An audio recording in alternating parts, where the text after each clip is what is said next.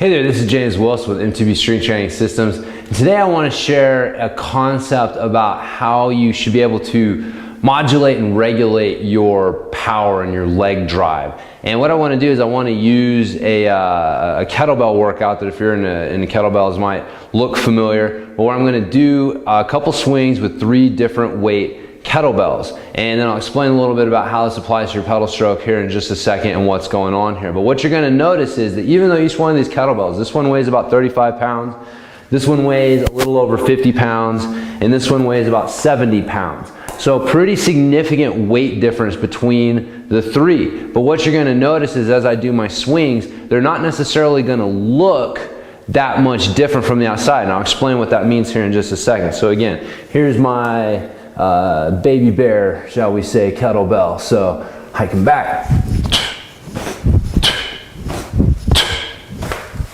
and down. All right, moving on to the mama bear, the middle one here. Getting set, hiking back.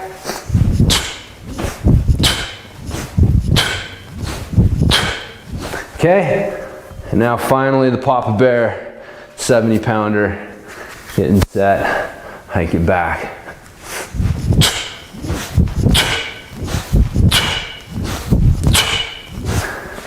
Okay, now, what the heck does all this mean, right? If I would have applied the same amount of force and leg drive that I did to the 70 pounder to the 35 pounder, the kettlebell would have been completely out of control. It would have flown over my head. I had to modulate how much leg drive and power I was applying based on the demands of the kettlebell, while still working, using the same form and technique for each one. That didn't necessarily change. Looking at it from the outside, you can't necessarily detect that. The point is you want to be able to apply this skill on your bike, especially when standing pedaling.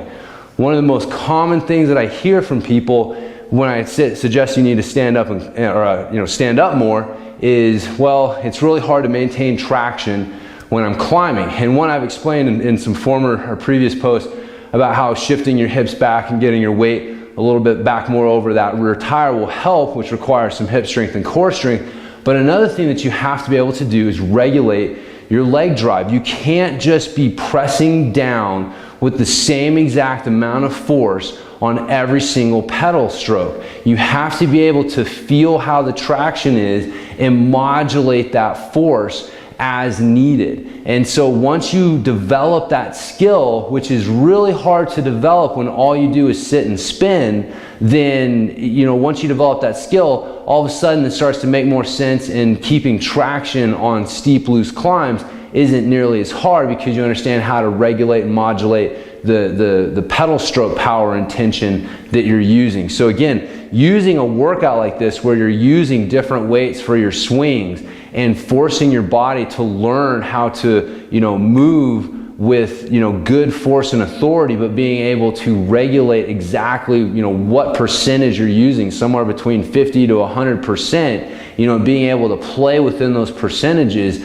that skill will really help you on the trail as well. So again, just some food for thought, a little demonstration of how that works, because again, same swing technique, but I had to apply a different percentage of my max effort to each kettlebell in order to keep it under control. Same thing with your pedal stroke. If it's perfect traction, you'll be able to just jam and give 100%. If it's not, you may have to let off and understand how to be able to maintain that pedal stroke while being able to regulate what percentage you're actually putting into it. So anyways, hopefully this makes sense, at least gets the gears turning a little bit up there. Not every pedal stroke has to be an all-out, mash down effort, and learning how to modulate that can really help on the trail. So once again, this has been James Wilson with MTB Strength Training Systems.